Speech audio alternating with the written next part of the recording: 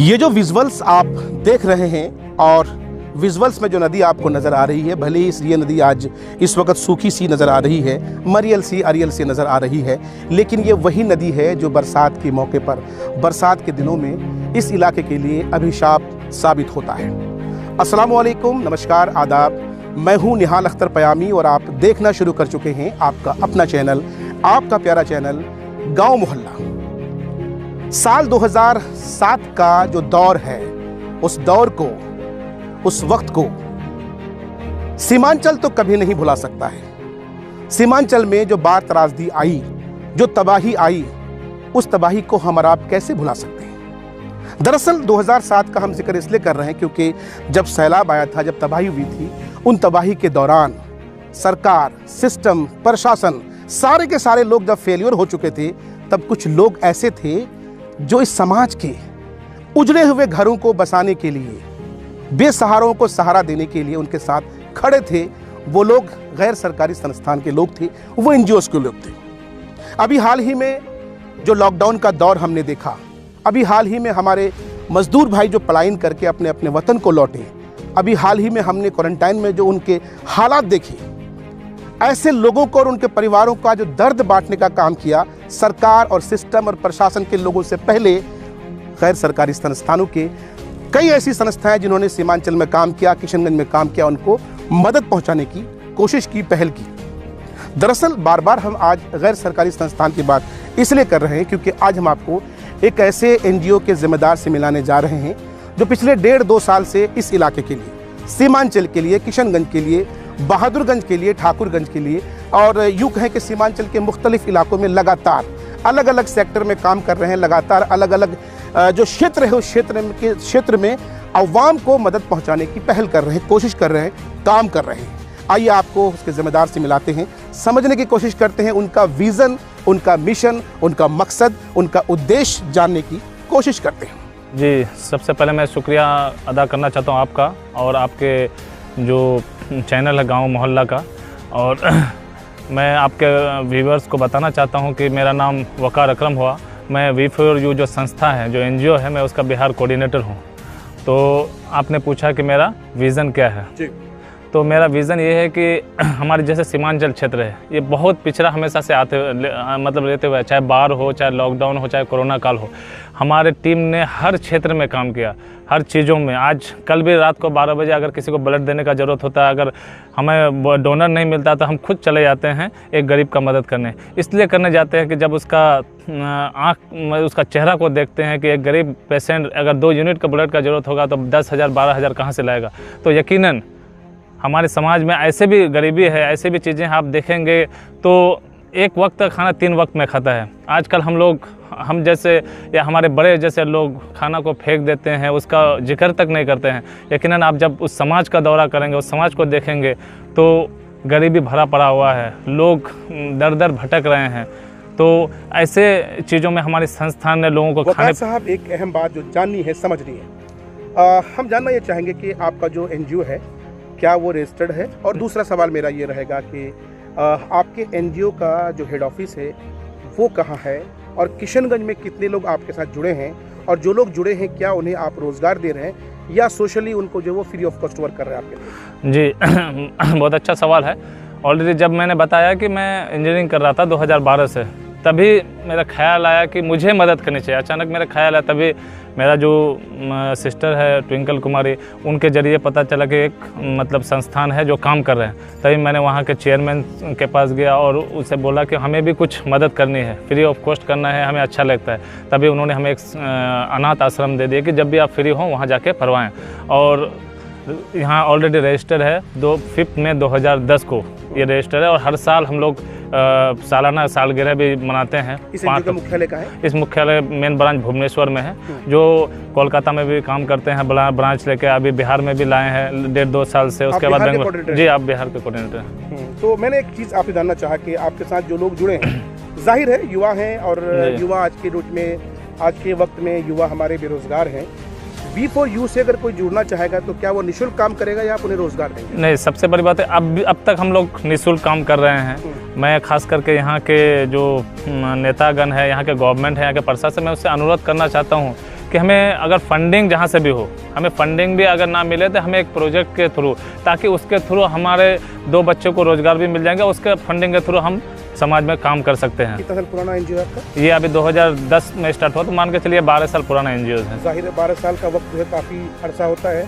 और जहाँ तक मेरी जानकारी है किसी एनजीओ के लिए इतना वक्त में तो बहुत सारे ऐसे प्रोजेक्ट होते हैं जो आपका हेड ऑफिस है वहाँ पर अगर वो चाहें तो आपके एनजीओ के जरिए प्रोजेक्ट आ सकते हैं, उसमें लोगों को जोड़ सकते हैं, उनको रोजगार दे सकते हैं, लोगों की भलाई कर सकते हैं। जी जी, अभी जैसे मैंने बताया कि ये टोटली चैरिटेबल ट्रस्ट है, क्योंकि आजकल हम खुद देख रहे हैं जैसे समाज में होता है, ऑर्केस्ट्रा का नाम हो चाहे मैच का नाम पे हो, लोग अपने नाम के लिए 20-20 हज़ार 50-50 हज़ार दे देते हैं चंद सिर्फ 2 वक्त के नाम के लिए, मुश्किल से 1 घंटा के नाम के लिए। जो एक अगर गरीब बच्चों का जैसे हम लोग करवाते हैं, अब तक 23 शादियाँ हमारी टीमों ने करवाया, तो 500 रुपया अगर फंडिंग के लिए होता है तो उनका दिल में दर्द हो जाता है कि ये पैसा कहाँ जा रहा है। तो यकीनन करवाई आप लोगों ने? जी, तो और 100 कैसे आपने बजट जो बजट एजेंट हो के हमारे जितने भी सारे दोस्त हैं, चाहे सऊदी में हो, चाहे दुबई में हो, दिल्ली में हो, मुंबई में हो, यहाँ भी हो, व्हाट्सएप के जरिए, ताकि उनका इज्जत का भी कीचड़ ना उछले और उनका मदद भी हो जाए। तो यहाँ तक भी बात आती है कि ऐसे ऐसे लोगों का घर में देखा कि खाने के तक नहीं है, मगर शादियाँ का अरेंज हमारी टीम ने किया। अच्छा, एक चीज़ आपको तकलीफ नहीं होनी चाहिए, हमारे सीमांचल में बहुत सारे ऐसे एनजीओज हैं जो काम करती है, लेकिन अच्छे काम तो बहुत सारे लोग करते हैं, लेकिन 2-4 लोग ऐसे भी हैं जो कहीं न कहीं एनजीओ के जरिए अपना धंधा चलाते हैं, ऐसे लोग भी सामने आए हैं। तो जाहिर है कहीं ना कहीं जब आप जैसे लोग, ईमानदार लोग, निष्पक्ष लोग इस काम को लेकर आगे बढ़ते हैं तो लोगों के जहन में सवाल पैदा होता है। आप ये जो कन्फ्यूज़न है उसको कैसे दूर करेंगे? जी देखिए, सबसे बड़ी बात है लोग आजकल जागरूक हो चुके हैं, और यकीनन जो सवाल आपने पूछा ये बहुत सही सवाल है, क्योंकि उन लोगों के कारण सारे लोग बदनाम हो रहे हैं। मैंने बताया कि शादियाँ भी करवा चुके हैं, तो मैंने एक ही चीज़, लोगों ने हमसे बहुत सारे चीज़ों में संपर्क किया, आपका अपना फ़ोन पे नंबर दे दीजिए, तो मैंने एक ही चीज़ बोला है कि आप अब उनका अकाउंट में डालिए, जो भी पैसा जाएगा उनका अकाउंट में जाएगा, क्योंकि हम और आप जानते हैं कि हम ईमानदार हैं या हम क्या हैं। सामने वाला को तो नहीं पता होगा, वो स्क्रीनशॉट बोलेगा कि फ़ोन पे उसको कर रहे हो। तो यही यकीनन ये बहुत सारी चीज़ें हो रहे हैं। तो इसे मैं बोलना चाहता हूँ कि जब आप अल्लाह या भगवान के नाम पे कुछ कर रहे हैं तो सटीक लोगों का जिसका नाम से कर रहे हैं मदद उनको पहुंचनी चाहिए।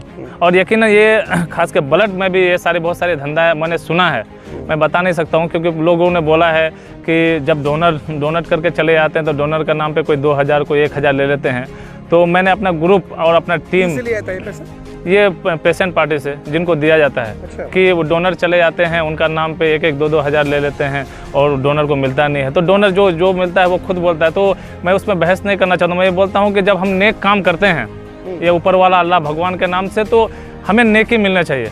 मेरा टीम का सटीक मेरा 2 ब्लड प्रोजेक्ट हेड है, हुफाज अनवर और एक एहरार। मैंने बोला कि जिसको भी आपको ब्लड की ज़रूरत पड़ेगी वो डोनर को घर से उठाएगा, उसको जो भी उसका खाना पीना रहेगा उसको घर तक ले जाए, ताकि वकार भाई आमतौर पर हमने देखा है कि जो एनजीओज होते हैं ना, हर एनजीओ कहीं ना कहीं पर्टिकुलर एक सेक्टर में वर्क करती है, और आपकी बातों से ऐसा लग रहा है कि आपका एनजीओ हर सेक्टर में काम करता है, ऐसा है? जी जी, एक्चुअली हमारे मेन तो 5 हैं। मेन मोटिव हमारे 5 है जो वहाँ से काम करते हुए आते हैं। मेन है हमारे ऑडियो बुक क्रिएशन।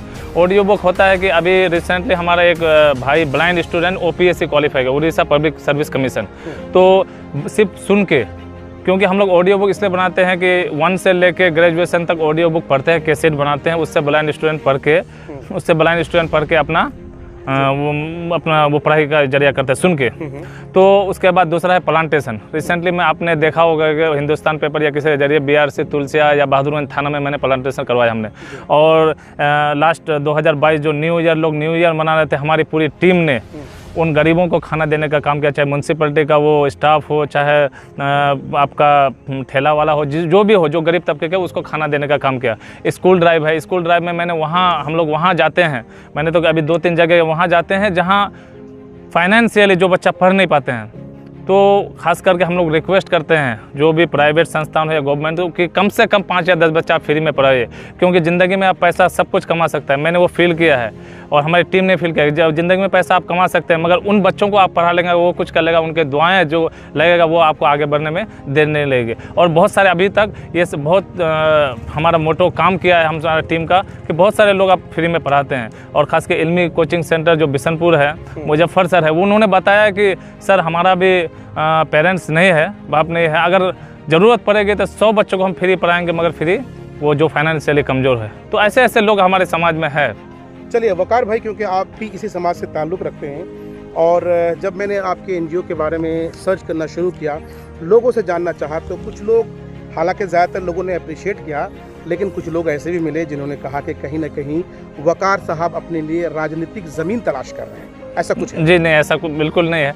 यही तो बात है, हमारे समाज के यही नीचा सोच जो इस समाज को डेवलप करने देता है। और यकीनन आज हमारी टीम जो काम कर रहे हैं, समाज सेवा के जरिए कोई अगर सियासत करना भी तो बुराई क्या है? उसमें बुराई तो नहीं है। यकीनन आप समझ सकते हैं कि हम दिगल बैंक क्षेत्र से आते हैं, हमें क्या ज़रूरत है टेरागंज में काम करने का, हमें क्या ज़रूरत है बहादुरगंज में काम करने का।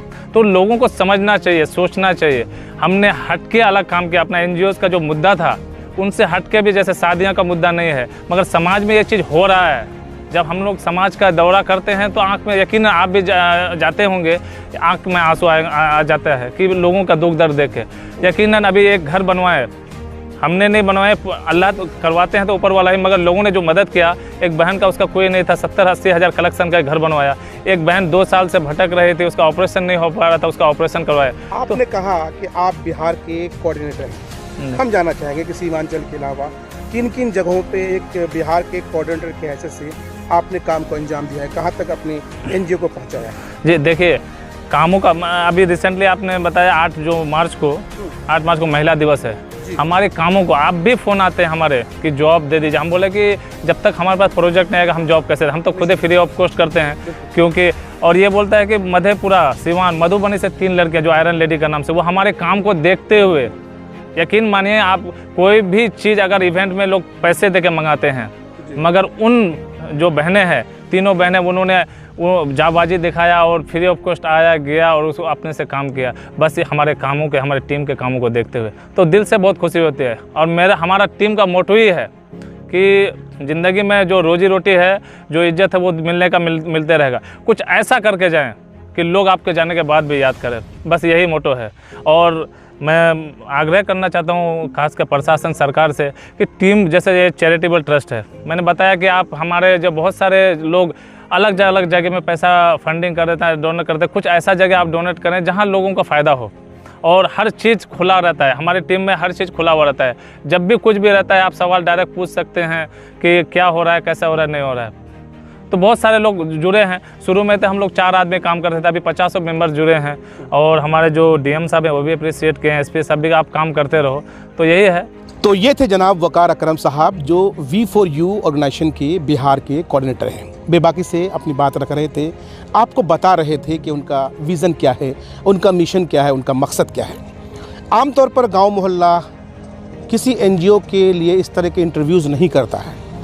और जब मेरी इनसे बातचीत हुई, कई दफ़ा बातचीत हुई, और हमने चीज़ों को बहुत ही बारीकी के साथ देखा, परखा, जांचा, जाना, उसके बाद हमने डिसाइड किया कि क्यों ना वकार साहब का इंटरव्यू किया जाए और गांव मोहल्ला के ज़रिए एक काम जो अवामी खिदमत का ये काम कर रहे हैं, क्यों ना गांव मोहल्ला का भी उसमें कंट्रीब्यूशन हो और जिस खिदमत को ये कर रहे हैं उनकी खिदमत को सोशल मीडिया के ज़रिए आप तक इनकी बात को पहुंचाई जाए। और आपको अगर अच्छा लगे कि साहब ऐसे लोगों का कंट्रीब्यूशन करना चाहिए, ऐसे लोगों का सहयोग करना चाहिए, सपोर्ट करना चाहिए, तो आपको निश्चित रूप से आगे आना चाहिए। मैं तो कहता हूँ आपसे, मैं आपसे अपील करता हूँ कि ये वो लोग हैं जो निस्वार्थ होकर, जो दूसरों के फ़ायदे के लिए अपना वक्त, अपना कीमती वक्त दे रहे हैं, इंसानियत के लिए, अच्छाई के लिए और कौम मिल्लत के लिए बेहतर काम कर रहे हैं। आप सबको आगे आना चाहिए। इजाज़त दीजिए, आपके जहन में कोई सवाल हो, सवाल ज़रूर पूछिएगा। तब तक के लिए इजाज़त दीजिए। अल्लाह हाफ़िज़।